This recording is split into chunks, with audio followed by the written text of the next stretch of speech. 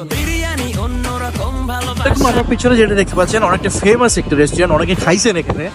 So আজকে আসছি বানুগুল beef রেস্টুরেন্টে। এখানের খাবারটা আজকে খুবই অল্প করে নিব, আমরা 4-5 জন আসছি। সো তাদের নিয়ে ট্রাই করবো এবং তাদের রিভিউগুলো দেখানোর চেষ্টা করবো, যদি আমি ফুড ব্লগারটা আপনারা সবাই জানেন। So let's go. মুসাফফর 17 নম্বর গুগল ম্যাপে বানুগুল পোলাও লিখে সার্চ করলে পেয়ে যাবেন। আর এটা অনেকটা ফেমাস, সবাই অলমোস্ট চেনে। তো এখানে একসাথে বসে খাওয়ার মতো পরিবেশ আছে বলে সবাই এখানে যায়। সো আপনার প্লেট থেকে সরাসরি প্লাস্টিকে নিয়ে নিচ্ছি, যাতে করে এটা সবাই একসাথে ইজিলি খেতে পারে। ভিডিওতে মূলত যাদের দেখতে পাচ্ছেন তারা অনেকবার এসছে এখানে, আমি নিজে নিয়ে এসেছি তাদেরকে আগেও।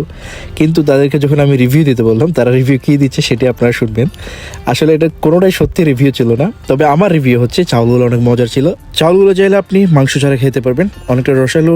তাই এখানে মানে কয়েক মিনিটের মধ্যে ব্যানিশ করে দিচ্ছে এরা।